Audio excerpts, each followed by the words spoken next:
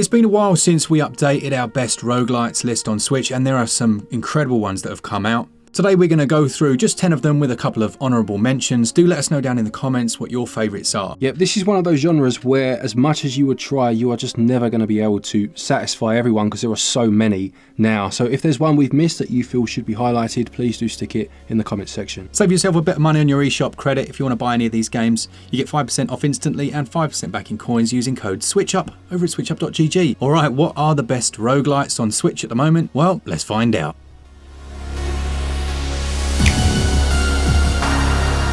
First up, a couple of honourable mentions that we know are amazing but we haven't put enough time into. First, you've got Darkest Dungeon, which Glen's played quite a bit of back in the past. Yeah, it's been a while, which is why it's an honourable mention. I can't remember all of the mechanics, but one I certainly can is the affliction system. So as well as obviously the enemies, you have to fight things such as paranoia, and that's just such a clever mechanic. I was very pleasantly surprised to see how well that played, and it's probably one I should return to be honest. Off the back of that as well, the other honourable mention is Loop Hero. This one, if you remember the film Narnia, where there was like the nothingness, this starts with nothing, and then you rebuild the world and rebuild the loop, adding items in, and then there's synergies between items that you don't know are going to happen until you do it. So you place, let's say, 4 rocks in a square, that will create a mountain, that will spawn an enemy into your loop, but then killing that gives you an ability. There's a town area as well. Really good game, very underrated in my opinion, and keep your eye out to see if you can get it on sale, but we do have a review of this one. In number 10 then, we've got Doomsday Hunters and Ember Knights. I'm putting them together because it's very difficult to split these and to separate them. On the one hand, Doomsday Hunters is a bit more like the Binding of Isaac. You choose your class, you enter your run, and then it's about picking up the weapon modifications, slotting those into your weapon, and that changes your abilities. Those are like the items that you'd see in Isaac, and there are other ones that you can trigger as well. And then there's Ember Knights, which is very much like the game Hades, which may or may not find its way into this list. They're both really good. We do have reviews of both of those, so potentially go check those out. We'll pop links in the description.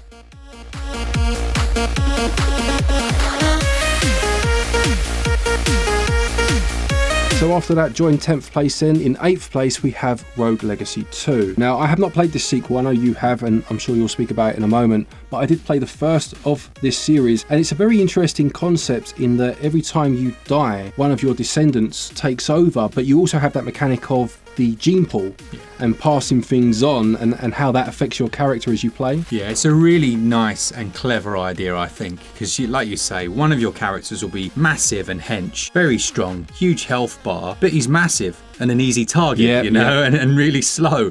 And then another one will be absolutely tiny, really weak, but that actually makes it easier to avoid damage, but you can't jump very high. Yeah, or you have like a pacifist, don't you? Which you end up with him and you're like, what? What am I meant to do here? Yeah, and the pacifist will get way more rewards because obviously you can't do any damage. Yeah, very clever concept. And Rogue Legacy 2, from what you've told me at least, is kind of takes that original idea and just amps it up. It does, it really does. And the way that you build up your castle that's next to your town, it's just really nice. You see the spires go up as you choose the different things. That's your meta progression right there. Like, you're constantly getting more powerful. You'll unlock new weapons by doing that. And then as you go on your run, you actually have to pass through the town, and then anyone you've unlocked, like the swordsmith, he might have new gear based on the choices you made. It's brilliant. This is an absolutely brilliant roguelite. Highly recommend it. And then in 7th place, we have a game that would be actually probably my joint first, but because Mark hasn't played it, we just have to take these things into consideration, but that's Bad North. What I love about this one is it's so very different to how most of these roguelites play out, in that you are on an island and you are defending it from invaders. Yeah. And obviously that's where your how your run works, in that you'll defend an island, then you'll move on and you'll have to defend the next one. And the reason it's a roguelite is because you are being almost chased. I can't remember where it is now. I think it's like, it might be the sea or something is following you along, and if you get stuck on the path for too long and it catches up with you, you die and you have to start all over again. So that's where that kind of loop aspect of it comes in. But you have a number of different classes that you can deploy to defend your land, and it's just a fantastic, really quite different roguelite. Very different to a lot of these games. This is one that I haven't played at all, so this is one that, I haven't played, but I really like the look of it, and it's been many times actually I've gone to play it and then just haven't. So I really must get on this one. Yeah, if you're looking for something different, I would say for me, this is, like I said, one of the best for sure.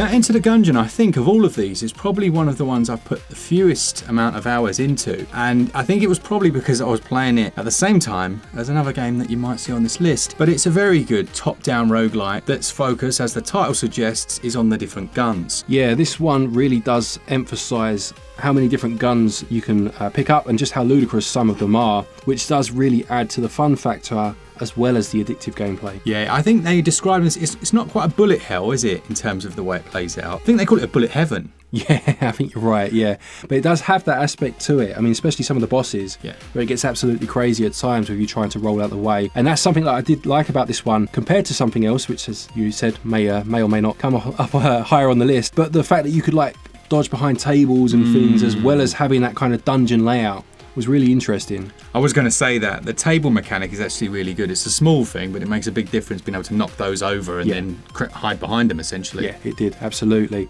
Yeah, very good game, this one. Has had a sequel, hasn't it, which was completely different. Was it Exit the Gungeon? Yeah, Exit the Gungeon, definitely not on this list for me. Yeah, no, for sure. I think the granddaddy of all the deck builders has to be Slay the Spire. There's been lots of other games that have come out and emulated the formula, but this just does it perfectly. As the title suggests, you have a hand or a deck of cards and some creatures, and you're working your way up through this spire, floor by floor, trying to win fights. The cards will have different attributes, different abilities and skills, and you'll do exactly as I said.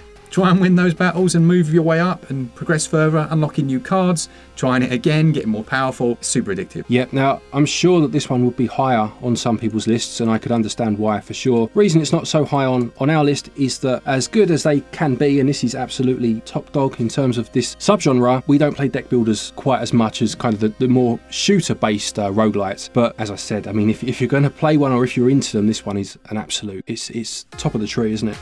Yeah, I think the difficulty with these games is it's the balancing, isn't it? It's getting that balancing just right. There was a game called Wild Frost that came out quite recently. It was very fun, enjoyed it, but the balancing was all wonky, at least at launch. That's actually had a patch now, it's a lot better. But this had it nailed from like day one.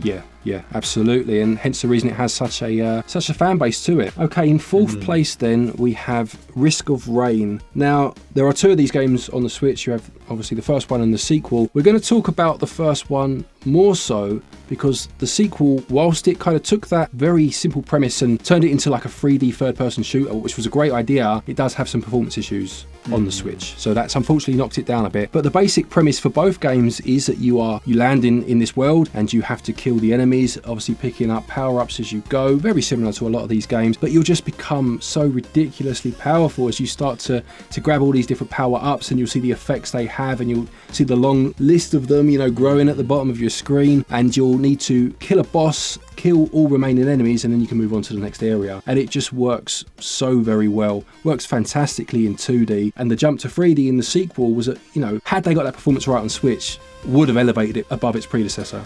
Yeah, you just articulated what psychologists think is what makes games so compelling in the first place, is that you know going into a game, unlike anything else in life, that you can succeed. No, I think you know what I'm saying? I changed that statement slightly in that you probably know ultimately you're going to fail, but you like the power of feeling like you're succeeding. Yes. Do you know what I mean? Yes, and this game's brilliant for that, because you feel unstoppable and you're just, you know, putting way to all these enemies, killing a boss, moving on, and then it just ends you in a second. And it's, as much as that sounds frustrating and quite masochistic to enjoy that, it's not, because you felt so good for the ride that you want to try again, you know? Yes, that's what it is. It's actually the kind of the opposite of what I said. It's that actually there's a very low chance that you succeed, but there is a chance. Yeah. You know what it is? Do you know what it is? It's in a zombie film, right? When the character's on the floor, he's got one bullet left. Yeah. He's surrounded by zombies. He tells his mates to run on and leave him be. He puts the gun towards himself, and then you know he's going to go, no, I'm not doing that. And he fires it at the zombies and has one last stand. That is Risk of Rain. Coral!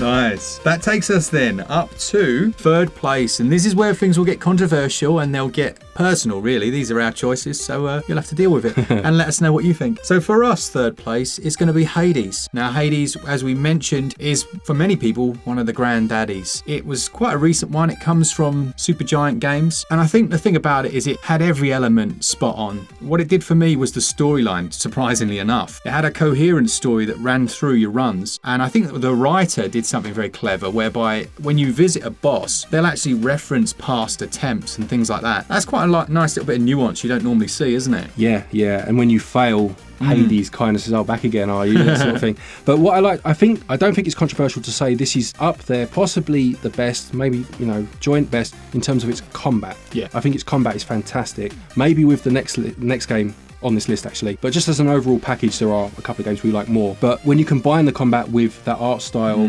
the strong story, which you don't always get in a roguelike, and just again that gameplay loop of choosing which power up you want, which sort of weapon you're going to go for, it comes together fantastically well. And actually this top 3 for a genre that isn't universally liked, this is as strong a top 3 of any genre I've ever seen. Completely agree. Yeah, Hades is a brilliant game. It's usually on sale as well, so do check it out if you haven't done so. I'm sure you probably have.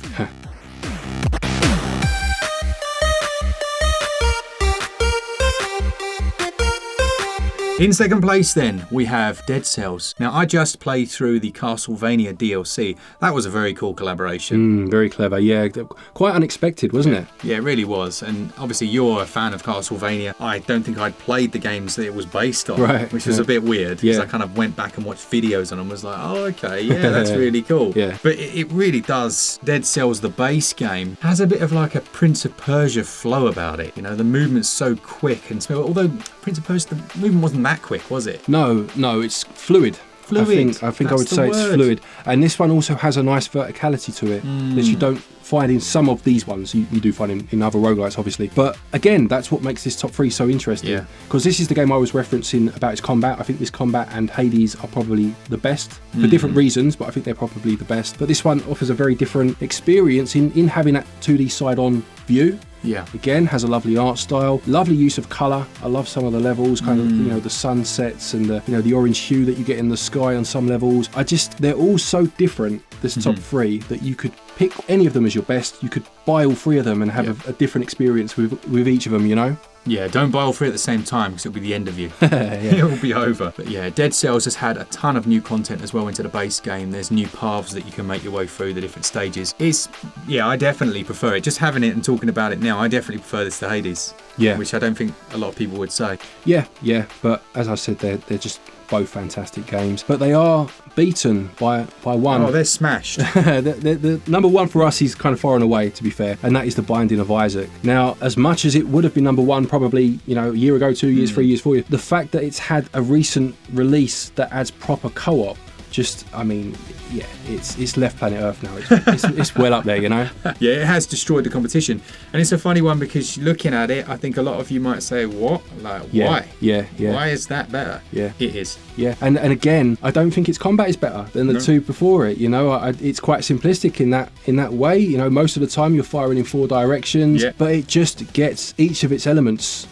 So it blends them together so well, and after a couple of runs, you have to get past that disgusting factor, which is quite evident, and force yourself past all that if it's something you don't like. But just in terms of pure gameplay, after a couple of runs, you just can't put it down. Yeah, I think this one, there's so many items and there's so many bosses that no 2 runs ever feel even remotely that similar. Yeah, and I would say it's the only game on here. I might be misremembering, but you could have a run where you feel top of the world and then you could die in the first couple of screens. And most of these games that doesn't happen. Now, I know that sounds like a negative, but again, for this gameplay style, there's something about that makes you want to keep trying, Absolutely. Yeah, for us, it's just the top diggity dog. It's a great game. And if you haven't, then we really recommend trying it out. Absolutely. So there's 10 games with a couple of honourable mentions as well. Some of the best roguelikes on Switch, but there are some fantastic ones. There really are. Even, you know, games that would have made other lists that didn't even make this one. So if there's one that we've missed, please do let us know about it in the comment section. Absolutely. That person typing Everspace right now, I totally agree. Great game. Great game. Thanks so much to all of you and to our Patreons and members. As we said at the start, you can save a bit of money on your eShop credit over at switchup.gg, or you can buy physical games over at PlayAsia using the code that's down in the description. Take care, and until next time, happy gaming.